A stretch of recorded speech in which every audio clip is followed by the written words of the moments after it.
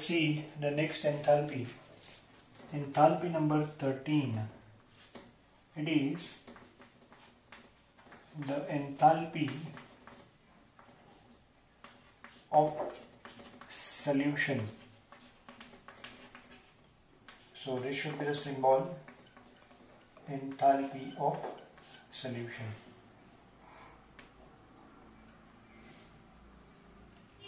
Now, what is enthalpy of solution? 1 mole of crystalline ionic solid in its aqueous solution will split up into its ions. This is aqueous, but this is not phase transition. Aqueous is not a physical state. We know the physical states are only 3: solid, liquid and gas. Then why do we write aqueous? And I will explain it to you. First thing first, how a solution is formed. When we put 1 mole of a crystalline ionic solid in water, how the solution is formed is the physical state of the solute, which is solid, changes after it's getting dissolved. I'll give answers of such questions now. So the question arises is, when we put a solid solute like KCl or NaCl in water, it gets dissolved. It forms a homogeneous mixture. That is why we call it as a solution. We can't even see a single particle of that solid substance. Does that mean the physical state of the solid solute has changed to liquid? That is why we can't see? No, it is not like that. Before dissolving into water, the solute is solid. After getting dissolved, it is still solid.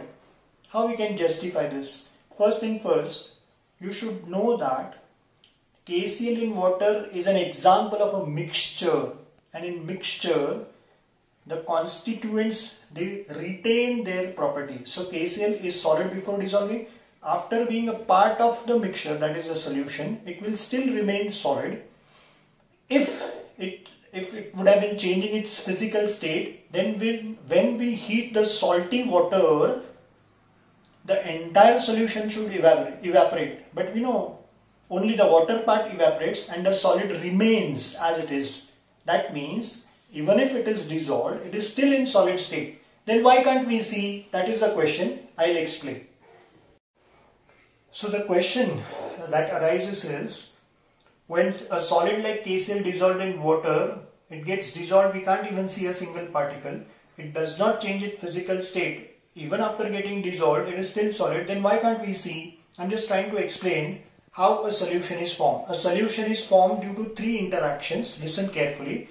It is the first thing, solute-solute interaction. Secondly, it is solvent-solvent interaction. And the third one is solute-solvent interaction. Let me try and explain what these interactions are. Okay, just imagine that these 4 fingers of mine, this is water, right? Each finger is a water molecule. There is a space between them. And these 2 fingers, this is a KCl molecule, correct? Now they are dissociated, K plus and Cl minus. If I show you like this, they are associated together. Now when we put a salt in water, you can't say that it is mixed, correct or not? It is not yet mixed. There should be 2 changes taking place. One is solute-solute interaction. Second one is solvent-solvent interaction. And then the solute-solvent interaction. Now you can say that the solution is formed. The solute is mixed with the solvent, correct? 3 interactions: solute-solute interaction, solvent-solvent interaction, and then solute-solvent interaction. I'll give you the better explanation now. Listen carefully. So let us try and see what is solute-solute interaction. Let's say this is 1 particle of KCl, correct, wanting to get dissolved in water. Water is obviously the best solvent because this is crystalline ionic substance. So this is supposed to be water. Light solid dissolves in light solvent. And now these are all water molecules. Let us just imagine that these are all water molecules. Now when KCl wants to get dissolved, here we have a gap. This is an interstitial void space. But these void spaces are not sufficient enough to accommodate KCl. So there needs to be some changes. The first change that takes place is this KCl is going to get energy somewhere from universe, any type of energy, and these two will split into K plus and Cl minus. This is called as solute-solute interaction. Now they are small, now they can enter here. The second interaction is solvent-solvent interaction. Now what is solvent-solvent interaction? And now listen carefully.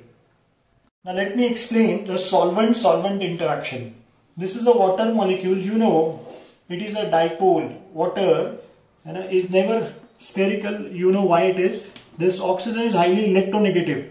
Correct now? So the electron of the share of hydrogen will be shifted towards oxygen, more towards oxygen, increasing the electron density here, and this part will be partially negative and this is partially positive. So this is a dipole, and the neighboring water molecule here will have H plus exposed to this. The orientation is such that H plus of this is exposed to OH minus of water.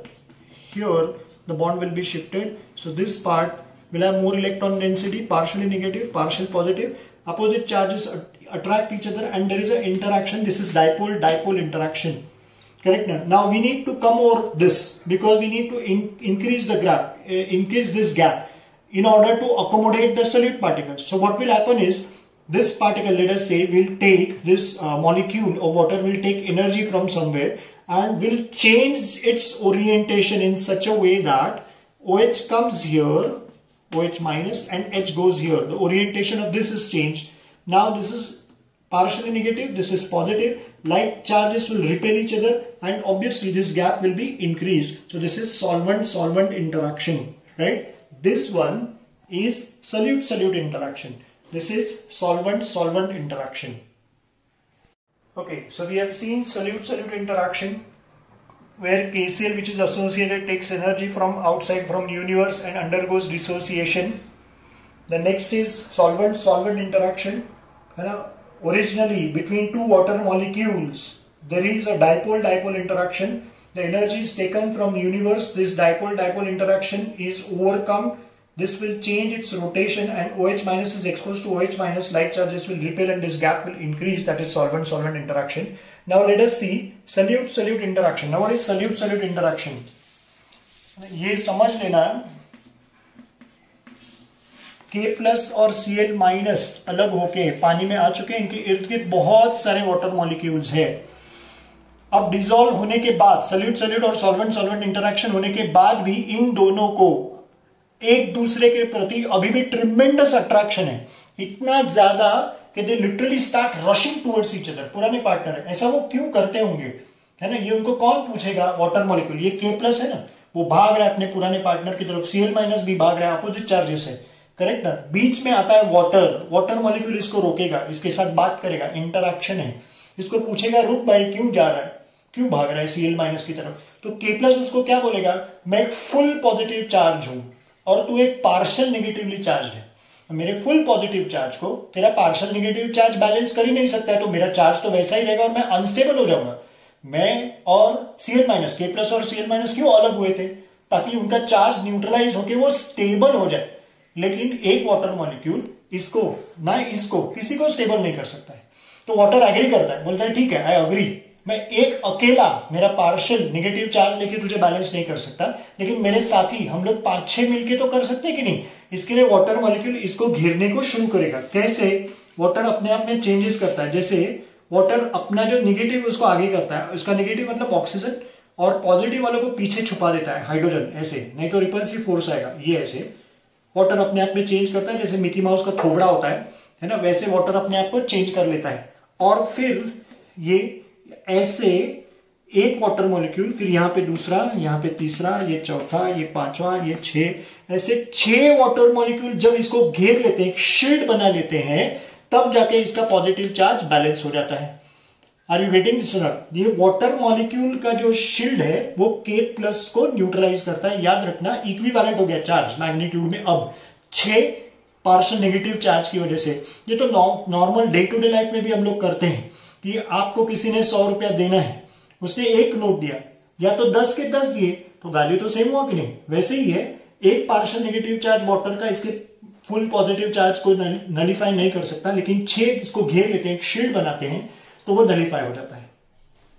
Story सुन लेते हैं Cl minus का। Cl minus का एक negative charge को nullify करने के लिए water इसको भी घेर के रखेगा, 6 ही लगेंगे, लेकिन और एक चेंज वाटर करेगा। अभी अपने पॉजिटिव वालों को आगे कर देगा इस तरीके से, और अपने नेगेटिव वाले को ऐसे पीछे छुपा देगा। ये मिकी माउस ने शीर्षासन किया है ऐसे, ये रिजल्टेंट इसका चार्ज, और ऐसा कितना लगेगा, ऑब्वियसली जैसे मैंने कहा ये भी 6 बार लगेगा, करेक्ट ना। ऐसा वाई मैं निकालता हूं, ये पूरा डायग्राम नहीं निकाला, उसकी जरूरत नहीं है। ऐसा 6 इसको घेर लेगा, है ना। इसके लिए हम लोग K प्लस और Cl माइनस के पैरों की तरफ एक्वियस ऐसा लिखते हैं। एक्वा मतलब वाटर ऐसा शील्ड बना लेता है, एक पर्दा उसके इर्द गिर्द बना लेता है, उसको घेर लेता है, ढक लेता है ना। इसके लिए वो दिखते नहीं, समझ में है। तो वो सॉलिड स्टेट में ही, डिजॉल्व होने के बाद भी सॉलिड स्टेट में, फिर दिखता क्यों नहीं, ये क्वेश्चन था, है ना। क्योंकि वाटर उसके इर्द गिर्द क्या बना रहा है, एक शील्ड बना रहा है। जैसे सूरज के ऊपर जब बादल छा जाते हैं तो वो दिखता नहीं मतलब वो है नहीं क्या, या उसने चेंज किया क्या, कुछ नहीं है। हम लोग विंडो को कर्टन्स बंद करते हैं तो उस तरफ का दिखता नहीं, इसका मतलब उसके पीछे कुछ है नहीं, ऐसा नहीं है, वो सिर्फ दिखता नहीं है। वैसे K प्लस और Cl माइनस को घेर के रखा है, इसके लिए पैरों की तरफ एक्वियस ऐसा लिखा है, और इसके लिए वो दिखता नहीं है। रहा सवाल एक ऐसा कि ये बाहर से एनर्जी लेते ही है ना, ये कैसे प्रूव होगा, करेक्ट और नॉट। एक मिसकंसेप्शन दिमाग से निकाल लेना कि आपने वाटर लिया, NaCl खाने का नमक, या KCl पानी में डाला, और हम अगर चम्मच से स्टर नहीं करते हैं, हीट नहीं देते, तब भी वो डिजोल्व होता है। ये मिसकंसेप्शन है कि हम स्टर करते हैं इसके लिए वो होता है, स्टर करते हैं इसके लिए वो डिजोल्व जल्दी होता है। आप ऐसे भी NaCl पानी में डालेंगे ना तो वो डिजोल्व होने ही वाला है, विच प्रूव्स कि वो बाहर से कहीं से भी एनर्जी लेके डिजोल्व हो रहा है, सोल्यूशन फॉर्म हो रहा है। सोल्यूट सॉल्वेंट और सोल्यूट सॉल्वेंट इंटरेक्शन के लिए हमने हीट देना जरूरी नहीं है। वो 3 इंटरेक्शन से जो एंथैल्पी होता है उसको हम लोग क्या कहते हैं, enthalpy of solution. Okay, the next type of energy that we are supposed to learn is the enthalpy of hydration.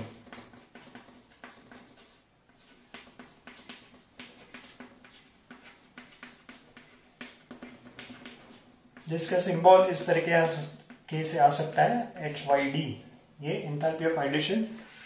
Enthalpy of hydration में रिएक्शन लिख लेता हूं, 1 mole of gaseous ion, physical state mark करना G, gaseous, when dissolved in water and it gets converted into K plus aqueous.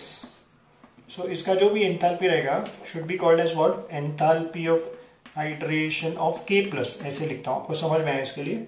वैसे Cl minus का भी हो सकता है, 1 मोल ऑफ gaseous ion, कोई भी पॉजिटिव हो या नेगेटिव, कैटायन हो या anion, in its aqueous solution, and it gives Cl minus aqueous, and it should be written like this, correct. अब क्या होगा, है ना, इन दोनों को मैं हेस लॉ लगाता हूं। हेस लॉ मतलब इन दो रिएक्शन को ऐड करता हूं, लिटरली ऐड करता हूं, तो मुझे मिलेगा enthalpy of hydration of KCl। कैसे, है ना, I add this K plus aqueous, I mean K plus gas, sorry, plus Cl minus gas. Remember, aqueous plus aqueous is aqueous only. Aqueous plus aqueous, to aqueous नहीं लिखना होता है, correct. aqueous मतलब lots of water, correct ना। तो aqueous plus aqueous मतलब lots of water plus lots of water is lots of water only. It is not too aqueous. Do you understand? So you are not supposed to write it as too aqueous. Here in the product you will get K plus aqueous and Cl minus aqueous. And this should be enthalpy of hydration of KCl is what you need to realize, correct ना। फर्क है, enthalpy of solution को observe करो, यहाँ पे KCl solid है, आपको ऐसा लगेगा एक्वियस इधर है, इधर भी है, K प्लस इधर है, Cl माइनस एक्वियस, है ना। एक रिएक्टेंट और 2 प्रोडक्ट सेम है, लेकिन यहाँ फर्क है ना। KCl सॉलिड है, यहाँ पे K प्लस Cl गैस है और Cl माइनस गैस है, that is the difference. This is enthalpy of hydration for KCl। Okay, please see the next thing here. 15th enthalpy is the enthalpy of, or I should call it as lattice enthalpy. It is there in solid states, the chapter solid states. This should be symbol. Correct. For this I'll just give you a reaction here. 1 mole of KCl solid getting converted into its constituent gaseous ions. Correct? This will absorb energy, the bond will be broken and it will get converted into its constituent gaseous ions, or to be on the other side we can say that K plus gas and Cl minus gas collide with each other and forming KCl. This is going to be KCl solid. All these are hypothetical reactions. What is the difference then? This is endothermic and this is exothermic. K plus and Cl minus will collide, energy will be released, they will be stabilized, bond will be formed. In both the cases, this is lattice enthalpy only. When the value will be given, how do you understand which reaction is to be written? Dissociation or this coming together? As I said, this is endothermic, so delta H will be positive. This is exothermic, delta H will be negative. So this I call it as lattice breaking, this is lattice making. And in both the cases, it is lattice enthalpy only. Okay, with the help of Hess law, I am giving you a hypothetical formula here. तीन enthalpies हमने पढ़ा है ना. एक तो enthalpy of solution, standard enthalpy, दूसरा enthalpy of hydration और तीसरा लैटिस एंथैल्पी. ऐसा इन दोनों को ऐड करेंगे तो ये मिलेगा, ऐसा वो फॉर्मूला. दिस इज हेस लॉ, जिसको मैं प्रूव कर सकता हूँ. Just follow me, come here. You can see this is enthalpy of hydration KCl, पूरा रिएक्शन, और ये लैटिस एंथैल्पी के लिए. इन दोनों को लिटरली ऐड करो तो क्या कैंसिल हो गया? K प्लस गैस गया, K प्लस गैस गया, Cl minus gas, Cl minus. क्या क्या बचा है देखो? KCl solid, aqueous, K plus aqueous and Cl minus aqueous. KCl solid, aqueous, K plus Cl minus aqueous. ये देखो KCl solid, aqueous, K plus aqueous, Cl minus aqueous. तो क्या हो गया? क्या प्रूव हो गया? ये क्या है? Hydration, enthalpy of hydration. ये क्या हो गया? Lattice enthalpy. Hydration plus lattice enthalpy is solution. This is a formula. This obviously is a hypothetical formula. It is very important. Enthalpy of hydration and enthalpy of rather lattice enthalpy के लिए मैं आपको synopsis दे रहा हूँ, थोड़ा entrance के हिसाब से extra information दे रहा हूँ. याद रखना, the enthalpy of hydration is directly proportional to the solubility of the salt. Correct ना? एंथैल्पी ऑफ हाइड्रेशन ज्यादा है, इसका मतलब बहुत ज्यादा डिसोसिएशन हो रहा है. सीधे प्रोडक्ट डिसोसिएशन ज्यादा हो रहा है, मतलब वो सॉल्ट ज्यादा भूलेगा, तो ऑब्वियसली सोल्यूबिलिटी बढ़ेगा. So enthalpy of hydration is directly proportional to solubility. दूसरा, लैटिस एंथैल्पी के लिए देखते हैं. The standard lattice enthalpy of let us say NaCl and standard lattice enthalpy of AlCl3 किसका ज्यादा रहेगा? ऑब्वियसली इसका. क्यों? यहाँ पे सोडियम का चार्ज क्या है? सोडियम Na प्लस और एल्यूमिनियम क्या है? +3 है. तो जितना ज्यादा चार्ज होता है ऑब्वियसली उतना लैटिस ब्रेक करने के लिए ज्यादा एनर्जी लगेगा. चार्ज जितना ज्यादा उतना वो टाइटली पकड़ेंगे एक दूसरे को, तो ऑब्वियसली ये लैटिस एंथैल्पी. तो इससे ये पता चलता है कि standard lattice enthalpy is directly proportional to the charge, है ना. ये एक पॉइंट है. दूसरी बात, सपोज मैंने ऐसा ले लिया, standard lattice enthalpy of NaCl and standard lattice enthalpy of let us से CSI, सीज़ियम आयोडाइड. यहाँ पे मैंने Cl लिया नहीं क्योंकि उसका चार्ज सेम ही है, चार्ज का फर्क सिर्फ इधर आता है. लेकिन अभी यहाँ पे आप ऑब्जर्व करेंगे, चार्ज से हम लोग बता नहीं पाएंगे कि कौन ज्यादा है कौन कम है, क्योंकि तो सब भी चार्ज, हर जगह पे चार्ज सेम है.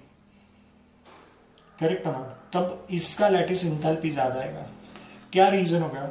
यहाँ पे एटॉमिक साइज बहुत काम करता है. जैसे सोडियम आयन का साइज इतना है और Cl माइनस का इतना है, तो सीज़ियम का काफी बड़ा आएगा और आयोडाइड का भी उसका बड़ा. आप जानते ही हैं सोडियम और सीज़ियम एक ही फैमिली वाले है ना, S ब्लॉक एलिमेंट. लेकिन सोडियम ऊपर आता है कॉलम वाइज, मतलब ऊपर से ये नीचे आता है, तो इसका साइज बड़ा रहेगा. वैसे ही Cl माइनस की फैमिली का I माइनस है, लेकिन इसका साइज बड़ा रहेगा. तो यहाँ पे देखो इंटरन्यूक्लियर डिस्टेंस कम है, मतलब ये बॉन्ड तगड़ा रहेगा, स्ट्रॉन्ग रहेगा, इसको तोड़ने को ज्यादा एनर्जी रहेगा. यहाँ पे इंटरन्यूक्लियर डिस्टेंस ज्यादा है क्योंकि साइज बड़ा है, तो ये इजीली टूट सकता है. इसका मतलब इधर लैटिस एंथैल्पी ज्यादा लगेगा. तो इसका कंक्लूजन क्या निकाल सकते हैं? Remember, the standard lattice enthalpy should be directly proportional to the particle size. Correct और नॉट, है ना? ये ऐसे आएगा. Inversely proportional. डायरेक्टली प्रोपोर्शनल गलत हो जाएगा, डायरेक्टली प्रोपोर्शनल करेंगे तो ये आंसर आना चाहिए, है ना। देखो इसका पार्टिकल साइज कम है तो लैटिस एंथैल्पी ज्यादा है, मतलब it should be inversely proportional to particle size. ऐसा सामने लिख दिया मतलब ये नहीं है, ये लिखा है मतलब -1, तो इट इज इनवर्सली प्रोपोर्शनल। जितना पार्टिकल साइज कम उतना लैटिस एंथैल्पी ज्यादा लगेगा। एक इंपॉर्टेंट टॉपिक कवर करने जा रहा हूँ, बॉर्न हेबर साइकिल। ये बॉर्न हेबर साइकिल भी हेज लॉ का ही एप्लीकेशन है ना। और हेज लॉ बेसिकली किसका एप्लीकेशन है? First law of thermodynamics. और फर्स्ट लॉ ऑफ थर्मोडायनामिक्स किसका एप्लीकेशन है? The law of conservation of energy, which says that energy can neither be created nor be destroyed, but it can be converted from one form to another form. तो क्या सिखाता है ये born Haber cycle, है ना, देख लेते हैं। एक रिएक्शन लेता हूं, let's say formation of KCl। तो KCl को कैसे फॉर्म करेंगे आप? 1 mole of KCl solid is formed from its constituent elements in their standard state, correct or not? Cl to gas, ये फॉर्मेशन रिएक्शन हम सीख चुके हैं, जिसका फॉर्मेशन उसका 1 मोल होना चाहिए, करेक्ट ना। कॉन्स्टिट्यूएंट एलिमेंट्स अपने स्टैंडर्ड स्टेट में है, ऐसा होना चाहिए, करेक्ट ना। और यहाँ पे सिर्फ एलिमेंट्स ही होने चाहिए। ये एंथैल्पी ऑफ फॉर्मेशन है। ये हो गया 1 स्टेप रिएक्शन, करेक्ट ना। अभी इसी रिएक्शन को हम लोग मल्टीपल स्टेप में करते हैं। मतलब मैं क्या करता हूं, I will just show formation of KCl in 1 step. Now I am going to do that in multiple step. ये रिएक्टेंट से पहले solid directly converted into gas, this is sublimation. तो इसका एंथैल्पी आएगा enthalpy of sublimation, correct. Then इसमें से एक ये जो है इलेक्ट्रॉन निकाल लिया तो K+ आएगा। So this is enthalpy of ionisation, first ionisation enthalpy, correct ना। ये सब कुछ हम लोग सीख चुके हैं, करेक्ट। ये ऐसे अब यहाँ पे ये मॉलिक्यूल जो है उसको एटम में कन्वर्ट किया तो एंथैल्पी ऑफ एटमाइजेशन आ गया, करेक्ट। और इसने इलेक्ट्रॉन गेन किया तो इलेक्ट्रॉन गेन एंथैल्पी आ गया। This is electron gain enthalpy, जिससे आपको Cl- गैस मिलेगा। इन दोनों को ऐड कर दिया और ये प्रोडक्ट मिला, तो ये तो लैटिस एंथैल्पी हो गया। Can you see that? Lattice enthalpy हुआ कि नहीं? This is lattice enthalpy. अभी तो डेफिनेशन देखा हमने, करेक्ट ना। तो ये साइकिल हो गया। लेकिन अभी स्टेप्स कितने हैं? Step 1, step 2, step 3, step 4 and step 5। ये 1 स्टेप वो 5 स्टेप्स में किया, करेक्ट ना। अब हेज लॉ क्या कहता है? आप रिएक्शन को 1 स्टेप में करो या मल्टीपल स्टेप में, डेल्टा एच चेंज होता नहीं है। इसका मतलब जो 1 स्टेप का डेल्टा एच है, that is enthalpy of formation, should be exactly equal to सारे एंथैल्पीज। Enthalpy of sublimation, correct. Enthalpy दूसरा कौन सा लिया? आयनाइजेशन। तीसरा एंथैल्पी ऑफ एटमाइजेशन, फिर इलेक्ट्रॉन गेन एंथैल्पी, है ना, और लैटिस एंथैल्पी। इनका सम और ये इक्वल होना चाहिए। ये मल्टीपल स्टेप का, ये 1 स्टेप का। This is hedge law. अब ये जो है ना वो टोटली हाइपोथेटिकल है, तो इसको कैसे निकाल सकते हैं? ये सब हम लोग प्रैक्टिकली निकाल के फॉर्मेशन में से माइनस करेंगे तो ये मिलेगा, करेक्ट ना। तो बॉर्न हेबर साइकिल का यहाँ पे पर्पस भी आपको समझ में आया, प्रिंसिपल। बॉर्न हेबर साइकिल क्यों पढ़ते हैं हम लोग? लैटिस एंथैल्पी को फाइंड आउट करने के लिए, क्योंकि लैटिस एंथैल्पी क्या है? It is hypothetical. तो बॉर्न हेबर साइकिल की मदद से लैटिस एंथैल्पी मिलता है, करेक्ट। बॉर्न हेबर साइकिल खुद किसका एप्लीकेशन है? It is an application of hedge law, क्योंकि हेज लॉ के हिसाब से समझा रहे रिएक्शन 1 स्टेप में करो या मल्टीपल स्टेप में, डेल्टा एच चेंज होता नहीं है। मतलब डेल्टा एच पाथ इंडिपेंडेंट है, यही हेज लॉ यहाँ पे दिख रहा है। और again I am telling you, lattice enthalpy hypothetical है और इस फॉर्मूला से हम लोग लैटिस एंथैल्पी निकाल सकते हैं। This is Born Haber cycle. तो यहाँ पे हमने काफी सारे एंथैल्पीज कवर किए हैं और भी 1-2 एंथैल्पीज बाकी हैं, उसके सम्स मैं करूंगा। मतलब थर्मोडायनामिक्स से रिलेटेड थर्मोकेमिस्ट्री और एंथैल्पी जो सब पूरा खत्म हो जाएगा अगर ये लेक्चर आपको समझा है ना। So don't forget to like it. और एक सजेशन है कि वीडियो बार बार देखा कीजिए, समझ में आया? ज्यादातर देखते रहेंगे, अच्छे से पढ़ते रहेंगे तो और अच्छे से समझ में आएगा और ज्यादा लाइक्स आप देंगे 100%, करेक्ट है ना। And one more thing, don't forget to subscribe my YouTube channel. Thank you.